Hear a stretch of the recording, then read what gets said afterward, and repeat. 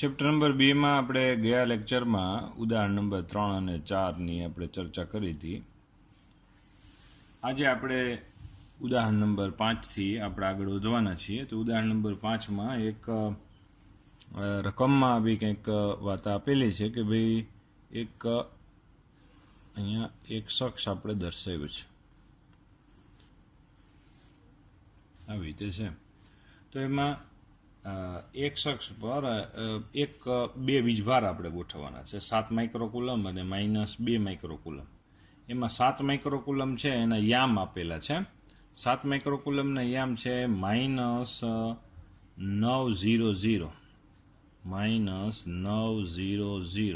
એનો મતલબ એવો થયો કે આ જે 7 માઇક્રોકુલમ વીજભાર કે જેને આપણે Q1 વડે આપણે દર્શાવશું, એ Q1 વડે દર્શાવેલો 7 માઇક્રોકુલમ વીજભાર છે એ ઋણ એક્સ અક્ષ ઉપર છે, -900 એના યામ છે.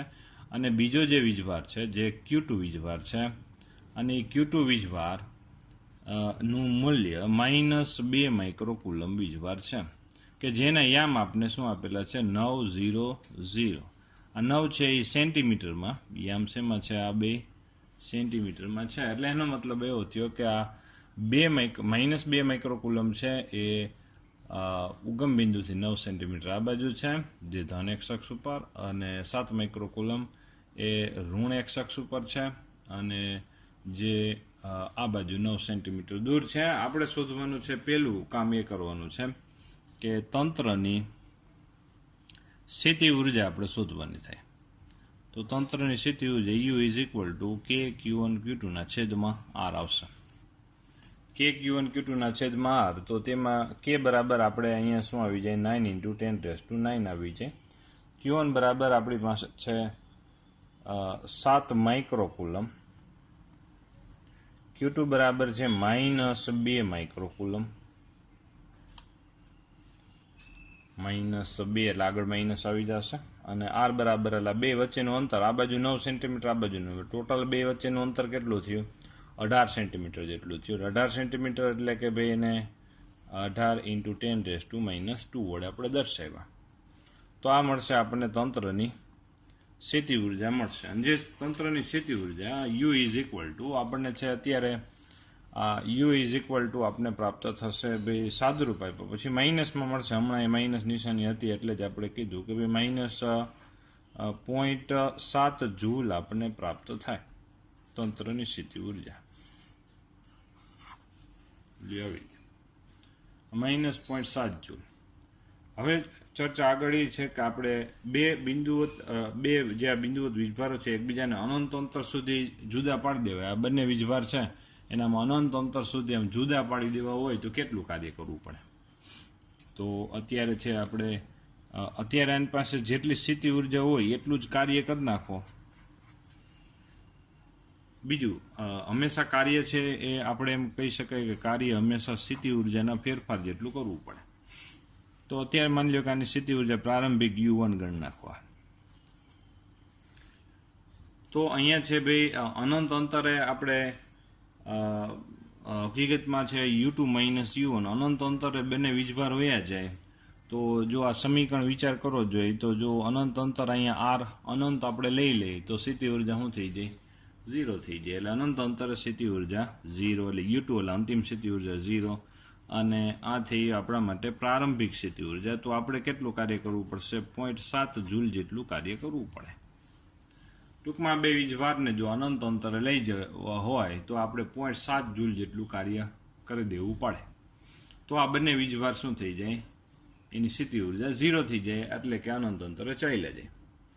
ત્યાર પછી આપણે C નંબરની વેરાયટી છે કે આ જે બંને વીજભારો છે કે જે એક આ Q1 વીજભાર છે અને બીજો આપણી પાસે અત્યારે આ Q2 વીજભાર છે, જે એક ધન એક્સ અક્ષ ઉપર બીજો ઋણ એક્સ અક્ષ ઉપર છે. આવી રીતે એક્સ અક્ષ આપણે દર્શાવી દીધું.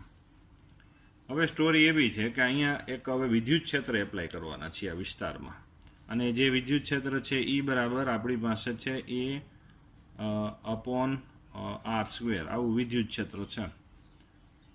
તો એનો મતલબ એવો થયો કે આ વિદ્યુત ક્ષેત્ર છે એ જેમ અંતર વધશે તેમ હકીકતમાં શું થશે કે ભાઈ વિદ્યુત ક્ષેત્ર ઘટતું જશે, એટલે R² એટલે કે જાણે કે બિંદુવત વીજભાર જેવું વિદ્યુત ક્ષેત્ર થયું. કારણ કે બિંદુવત વીજભારના વિદ્યુત ક્ષેત્રનું સમીકરણ શું હોય? KQ/R². એટલે કે જાણે કે આવી રીતે આપણે વિચાર કરી શકીએ કે આ વીજભારોને આપણે આવી રીતે બિંદુવત વીજભારનું હોય તો ક્ષેત્ર રેખાઓ અંદર જાય તેમ શું થતી હોય? એમ ગીચ થતી જતી હોય. આવી રીતે આપણે વિચાર કરી શકાય કે આ વિદ્યુત ક્ષેત્રમાં બે વીજભાર મૂક્યા. તો આપણે હવે ફરીથી પાછું તંત્રની સ્થિતિ ઉર્જા શોધવાની છે. તો હવે ફરીથી જો તંત્રની સ્થિતિ ઉર્જા શોધવાની હોય તો સી બિંદુ, આ જે સી જવાબમાં આપણે વાત કરવાની થશે કે પહેલાં તો આ બે તંત્રની સ્થિતિ ઉર્જા હતી એટલી તો છે જ આપણી પાસે. બીજી વધારાની કે ભાઈ ક્ષેત્રમાં કોઈ વીજભાર મૂકવામાં આવે તો તેની સ્થિતિ ઉર્જા કેટલી થાય? વીજભાર ગુણ્યા તે બિંદુ પાસેનું સ્થિતિમાન. એટલે કે ભાઈ ધારો કે અહીંયા 1 કુલમ વીજભારને અનંત અંતરેથી આ બિંદુ સુધી લાવવું હોય તો કેટલું કાર્ય કરવું પડે? કે ભાઈ તે બિંદુ પાસેના સ્થિતિમાન જેટલું કાર્ય કરવું પડે. તે બિંદુ પાસેના સ્થિતિમાન જેટલું કાર્ય કરવું પડે. ધારો કે આ બિંદુ પાસેનું સ્થિતિમાન V1, તો Q1 વીજભારને અનંત અંતર લેવો તો કેટલું કાર્ય કરવું પડે? Q1 V1 જેટલું કાર્ય કરવું પડે. માની લો કે આ બિંદુ પાસે V2 જેટલું સ્થિતિમાન છે, તો 1 કુલમ વીજભારને અનંત અંતરથી અહીંયા સુધી લઈ આવો હોય તો કેટલું કાર્ય કરવું પડે? V2 જેટલું. તો Q2 વીજભારને લઈ આવો હોય તો કેટલું કાર્ય કરવું પડે? Q2 × V જેટલું કાર્ય કરવું પડે. જે કાર્ય થાય એ બધું સ્થિતિ ઉર્જામાં સંગ્રહ પામી જાય. બીજું, આ બે વીજભાર એકબીજાથી R અંતરે છે તો ત્યાં આપણી પાસે સ્થિતિ ઉર્જા આ જે હતી એ તો છે જ આપણા માટે, જે U1 જેટલી સ્થિતિ ઉર્જા. આ બધાને ટોટલ કરો એટલે આપને છે શું મળશે? તંત્રની કુલ સ્થિતિ ઉર્જા આપને પ્રાપ્ત થશે. ટૂંકમાં વાત એવી થઈ કે આપણે હવે સ્થિતિ ઉર્જા માટે વિદ્યુત ક્ષેત્રમાં કોઈ વીજભારને મૂકવામાં આવે તો એની સ્થિતિ ઉર્જા છે, એની સ્થિતિ ઉર્જા છે, અને આ બે વીજભારો બે અમુક R અંતરે છે તો એની પણ આપણે સ્થિતિ ઉર્જા મળશે. તો હવે છે સ્થિતિ ઉર્જા મેળવવા માટે આપણે ભાઈ સ્થિતિમાન શોધવું પડે એવું છે. તો વિદ્યુત ક્ષેત્ર ઉપરથી સ્થિતિમાન, ધારો કે આપણે છે બિંદુવત વીજભારના સમીકરણ KQ/R² હતું તો તેનું સ્થિતિમાનનું આપણે સમીકરણ શું મળ્યું હતું? KQ/R. તો અહીંયા A/R² વિદ્યુત ક્ષેત્ર હોય તો એનું સ્થિતિમાનનું આપણે સમીકરણ શું મળે? બે રીતે વિચાર કરી શકાય. જો અમે A/R મળી શકે. ધારો કે આપણી પાસે એક સમીકરણ આપણે યુઝ કરી શકીએ કે V = ER.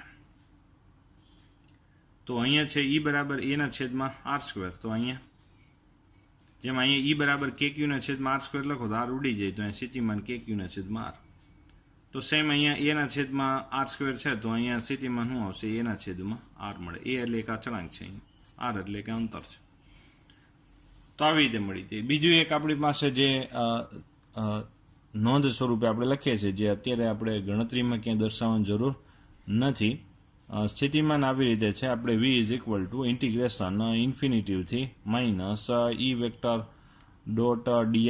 આવી રીતે છે. અનંત અંતરથી 1 કુલમ વીજભારને R અંતર સુધી લાવવા માટે કરવું પડતું કાર્ય 1 કુલમ વીજભાર. તો અહીંયા E = આપણે અહીંયા શું લખશું? A/R² અને dr ડોટ છે એટલે અહીંયા r બેના સેમ રહેશે. અને અહીંયા છે માઇનસ ∫∞ R 1/R² નું સંકલન, એટલે કે R⁻²નું સંકલન શું થશે? એ 12 આવતા રહેશે. પછી R⁻²નું આપણે સંકલન, એટલે અહીંયા આવશે -1 ઘાત વધારો, વધેલી ઘાત છેદમાં -2માંથી 1 ઘાત વધારો એટલે -1 થઈ જાય, -1 થઈ જાય, છેદમાં -1 આવી જાય. લિમિટમાં એક વખત આપણે ઇન્ફિનિટિવને R આપણે -A12 છે, આ માઇનસ કેન્સલ થઈ જાય, આ નીચે લઈ જાઓ એટલે 1/R થઈ જાય. એ 1/Rની જગ્યાએ એક વખત R મૂકો, માઇનસ કરીને ઇન્ફિનિટી મૂકો તો 1/∞ એટલે 0 થાય. એટલે અહીંયા ફાઇનલી આપણને શું મળશે? A/R આપણે આવી રીતે સ્થિતિમાનનું સમીકરણ મળી છે. આ જે આપણે લખ્યું તે વધારાની વસ્તુ છે, જે આપણે અત્યારે કંઈ દર્શાવવાની જરૂર નથી, જે આપણે સામાન્ય રીતે નોંધ સ્વરૂપે આપણે વિચાર કરી શકીએ. શું કર્યું? V = -∞ એટલે કે અનંત અંતરથી 1 કુલમ વીજભારને આ બિંદુ સુધી લાવવા માટે કરવું પડતું કાર્ય એટલે સ્થિતિમાન છે એ ઈ વેક્ટર ડોટ ડીઆર વેક્ટર. ઈ એટલે આપણે એ અપોન આર સ્ક્વેર. આ ડીઆર બે એક જ દિશામાં એટલે આર ડોટ આર બરાબર 1 થઈ જાય, પછી ડોટ લખતા નથી. અને 1 અપોન આર સ્ક્વેરનું સંકલન 1 અપોન આર થાય, ડાયરેક્ટ લખવું હોય તો થઈ શકે. તો અહીંયા ફાઇનલી આપણે સ્થિતિમાનના સમીકરણ મળી ગયા છે. તો અહીંયા આવશે Q1.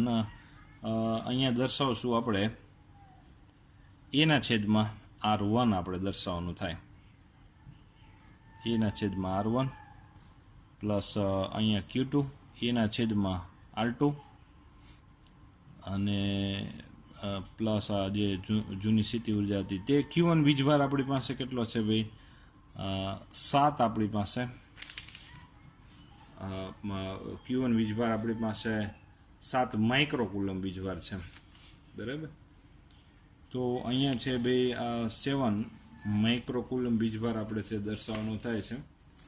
માઇક્રોની જગ્યાએ જો એ ખાલી 7 રાખીએ તો અહીંયા છે આપણે બધું માઇક્રોમાં આપણે ઉલ્લેખ કરી શકાય, પણ આપણે છે 7 માઇક્રોકુલમ જ વીજભાર આપણે દર્શાવશું.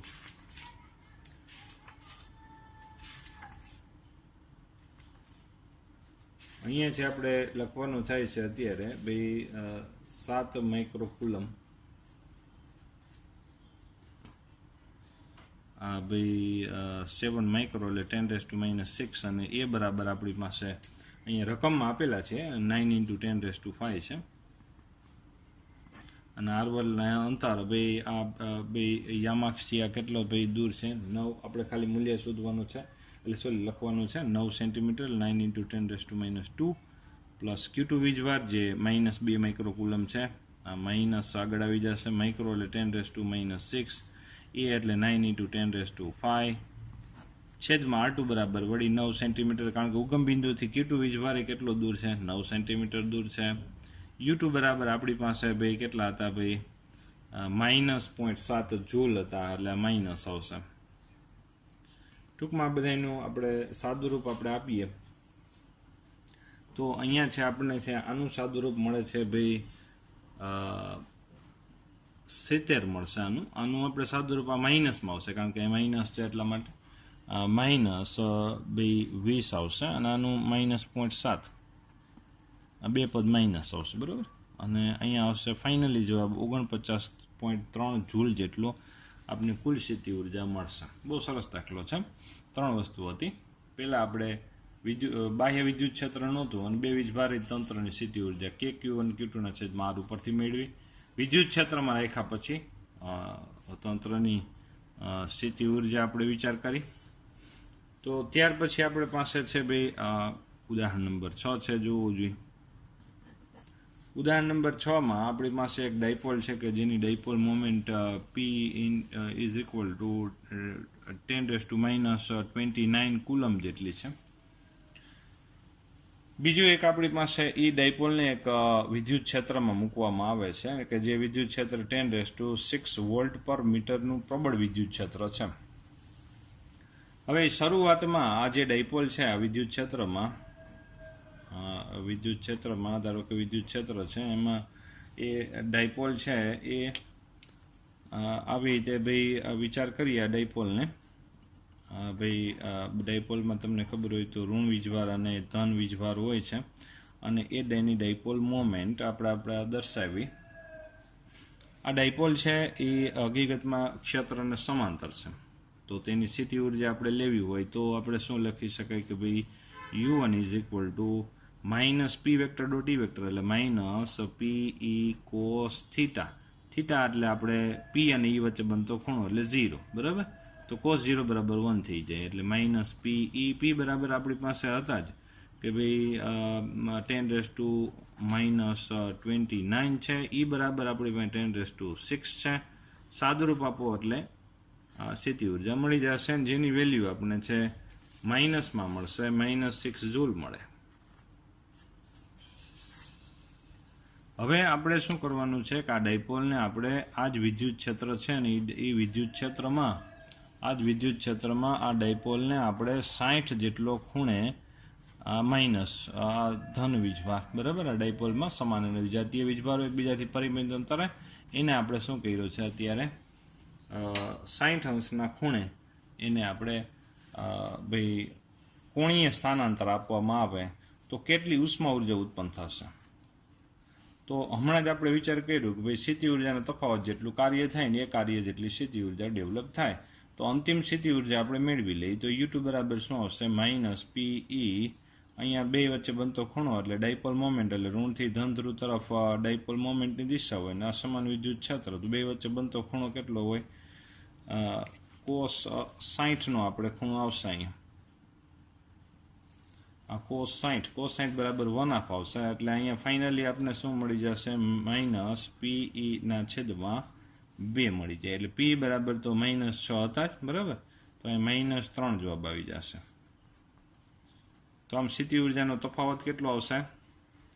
એટલું કાર્ય થશે સ્થિતિ ઉર્જાનો તફાવત જેટલું. તો આ સ્થિતિ ઉર્જાનો તફાવત કેટલો થયો? હકીકતમાં 3 જૂલ જેટલો થયો. 3 જૂલ જેટલો સ્થિતિ ઉર્જાનો તફાવત થયો. એટલી ડાયપોલમાં ઉષ્મા, આ ડાયપોલમાં ઉષ્મા દ્વારા એટલી ઉર્જા શું કરશે? મુક્ત કરશે, એમ આપણે કહી શકાય.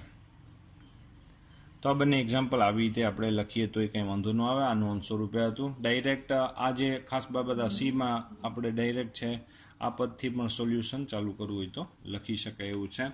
ત્યાર પછી આપણે 7મું ઉદાહરણ છે. 7મા ઉદાહરણમાં આપણે રકમમાં એમ કીધું છે કે કોઈ માણસના સૂકા વાળમાંથી પસાર કરેલો કાસ્કો છે. આપણને છે ભાઈ એક કાસ્કાનું ઉદાહરણ આપવામાં આવે છે. ભાઈ સૂકા વાળમાંથી આપણે કાસ્કો ફેરવવામાં આવે. સૂકા વાળમાં આપણે કાસ્કો જો આપણે ફેરવવામાં આવે તો આપણને ખબર છે કે ભાઈ આ ધારો કે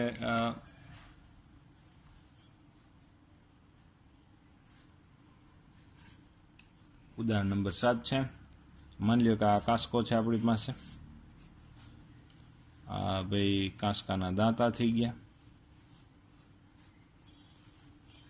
અને કાંસકાના સૂકાવાળ સાથે કાસ્કો પ્લાસ્ટિકનો હોય એટલે કે જેને ઘર્ષણને કારણે છે શું થશે? ઋણ વીજભારિત થશે. એટલે ઋણ વીજભારિત થયો એના કારણે વિદ્યુત ક્ષેત્ર મળે. આ વિદ્યુત ક્ષેત્ર રેખાઓ અસમાન વિદ્યુત ક્ષેત્ર મળશે. જેમ આપણે નજીક જશું એમ વિદ્યુત ક્ષેત્ર રેખાઓ આમ ગીચ બનતી જાય એવી રીતે આપણે વિચાર કરી શકાય, બરાબર. આ ક્ષેત્ર રેખાઓ આપણે દર્શાવી આપણે.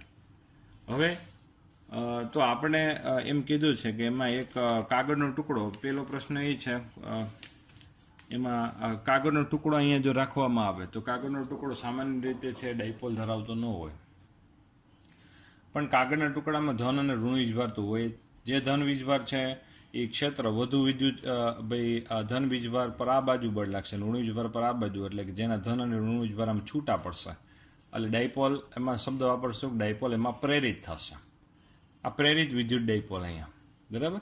હવે એ વિદ્યુત ડાયપોલ જો પ્રેરિત વિદ્યુત ડાયપોલ, જે પહેલા ડાયપોલ નહોતો કાગળનો ટુકડો, હવે એ ડાયપોલ પ્રેરિત થયો. શું કામે?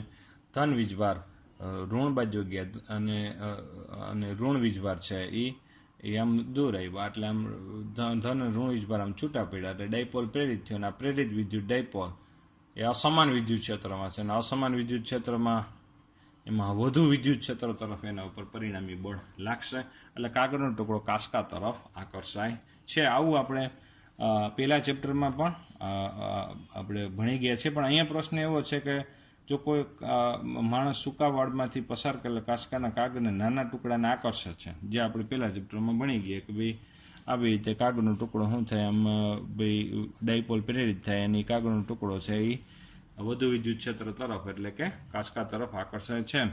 જો વાળ ભીના હોય અથવા તો વરસાદી માહોલ હોય ને ઘર્ષણ કરાવવામાં આવે તો કાગળ વિદ્યુતનું વહન કરતો નથી, અથવા તો આપણે એમ કહેશું કાગળનો ટુકડો આકર્ષાતો નથી. શું કામે?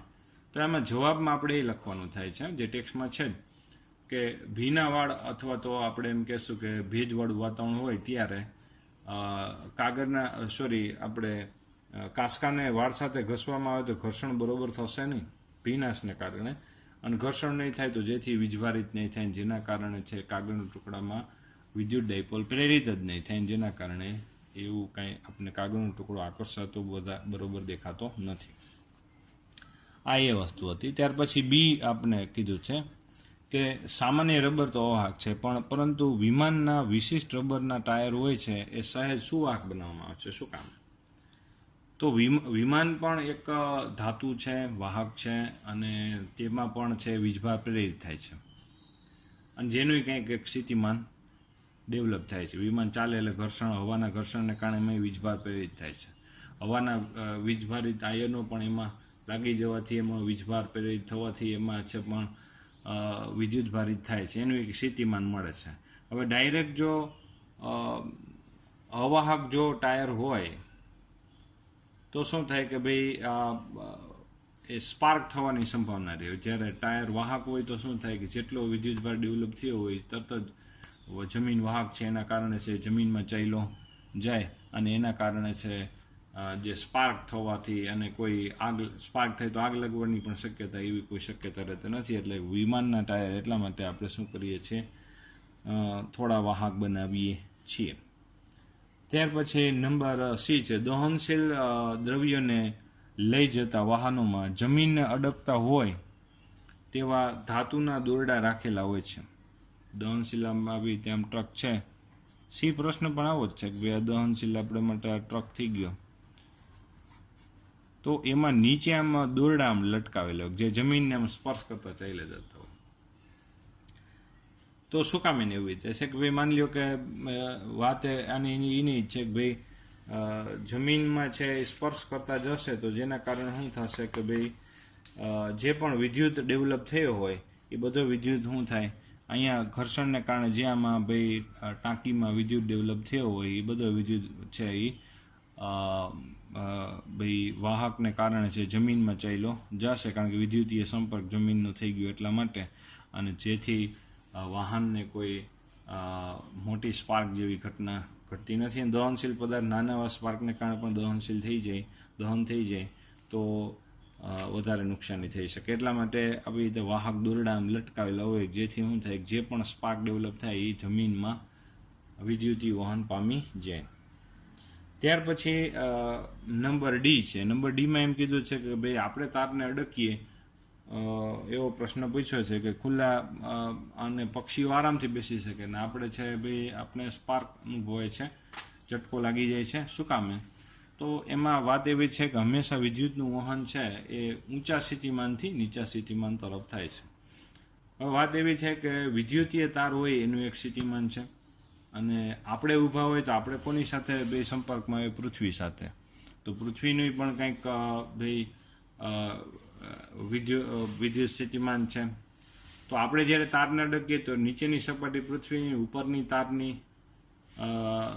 સ્થિતિમાન, બંનેના સ્થિતિમાનનો શું આવી જાય? માની લો કે આ તાર છે, આ જમીન છે, બે વચ્ચે વિદ્યુત સ્થિતિમાનનો તફાવત આવી જાય, અને જેના કારણે ઊંચા સ્થિતિમાનથી નીચા સ્થિતિમાન તરફ પ્રવાહ વહી જાય, અને આપણામાંથી પ્રવાહ જોરદાર પ્રવાહ વહે ને આપણે એક ઝટકો લાગી જાય. જ્યારે છે પક્ષી એ જ તાર ઉપર બેસે, આ પક્ષીના પગ છે સમજો, એ જ તાર ઉપર આવી રીતે આમ બેઠા, બરાબર, તો અહીંયા તો આ બે બિંદુઓ પાસે સ્થિતિમાન કેવું છે? એ સમાન સ્થિતિમાન ધરાવતા બિંદુઓ પાસે બેસે છે. તો અહીંયા સ્થિતિમાન એક તાર જ થયો. એ પક્ષી એમ તો નથી કરતા કે એક પગ તાર ઉપર રાખે, એક જમીન ઉપર રાખે છે, તાર ઉપર જ બેઠા, એટલે એનો મતલબ કે એ બે બિંદુઓ પાસે સ્થિતિમાન સમાન છે. સમાન સ્થિતિમાન ધરાવતા બિંદુઓમાંથી કોઈ એક બાજુ ક્યાંય પ્રવાહ પસાર ન થાય, એટલે એનામાંથી ધારો કે આ પક્ષી છે તો આ પક્ષીમાંથી, આ પક્ષી છે એમ સમજી લેજો, તો આમાંથી છે બે પ્રવાહ એટલા માટે પસાર થતો નથી. તો આમ પક્ષીને ઝટકો નહીં લાગે, કારણ કે એના બે પગ છે સમાન સ્થિતિમાન ધરાવતા બિંદુઓ પાસે છે એટલા માટે. ત્યાર પછી સામાન્ય એક્ઝામ્પલ આપણે છે આ થઈ ગયું આપણું ઉદાહરણ નંબર 7. એવા સ્વાધ્યાયના પણ દાખલાઓ છે, જેમ કે સ્વાધ્યાયનો બીજો દાખલો છે 2.2 કરીને આપણો, જેમાં આપણે છે એક સરળ એક્ઝામ્પલ છે જેમાં આપણે છે એવી વસ્તુ આપેલી છે કે એક આવી જે નિયમિત ષટકોણ આપવામાં આવે છે. આવી જે નિયમિત ષટકોણ છે, નિયમિત એટલે શબ્દ આવી ગયો એના ઉપરથી આપણે છે વિચાર કરી શકાય કે જેમાં ષટકોણના દરેક બિંદુ, શિરોબિંદુ ઉપર એક એક ક્યુ વીજભાર આપણે મૂકી દેવાનો છે. નિયમિત એટલે કે બધી બાજુની લંબાઈ r જેટલી છે, સમાન, અને કેન્દ્રથી પણ શિરોબિંદુ વચ્ચેનું અંતર r હોય. આ બધા અંતર કેન્દ્રથી આ બધા અંતર એ સમાન જ હોય, અને આપણે છે નિયમિત પછી ષટકોણ કહેવામાં આવશે અને આપણે એના કેન્દ્ર પર સ્થિતિમાન શોધવાનું છે. આ કેન્દ્ર છે, નિયમિત ષટકોણના કેન્દ્ર પર સ્થિતિમાન આપણે શોધવાનું છે. બે સ્વાધ્યાયના બીજા દાખલાની વાત છે, બરાબર. તો હવે છે એક બિંદુવત વીજભારને કારણે સ્થિતિમાન શું મળશે? કે ક્યુના છેદમાં અહીંથી આ અંતર, બરાબર, આનો વીજભાર ક્યુ. અને આવા કેટલા ટોટલ? 6. તો આને 6 વડે ગુણી નાખો એટલે આપણે શું મળી જાય? સ્થિતિમાન મળી જાય, બરાબર. વી બરાબર 6 કે ક્યુના છેદમાં આર મળી જાય. તો અહીંયા છે ભાઈ આ 6 અને કે બરાબર 9 × 10⁹ આવશે અને ક્યુ એટલે 5 × 10⁻⁶, કારણ કે દરેક શિરોબિંદુ ઉપરનો વીજભાર આપણે આપેલો હતો 5 × 10⁻⁶ કુલમ. અને અહીંથી જે અંતર છે એ આ 10 સેન્ટીમીટર, એટલે નિયમિત ષટકોણની દરેક બાજુની લંબાઈ આપણે છે 10 સેન્ટીમીટર, એટલે કે 0.1 મીટર આપેલી છે. 0.1 અહીં આપી દો અને સાદુરૂપ આપી દો એટલે 2.7 × 10⁶ વોલ્ટ જેટલું આપણે સ્થિતિમાન મળી જાય. તો અહીંયા સુધી આપણે ચર્ચા રાખીએ આજની.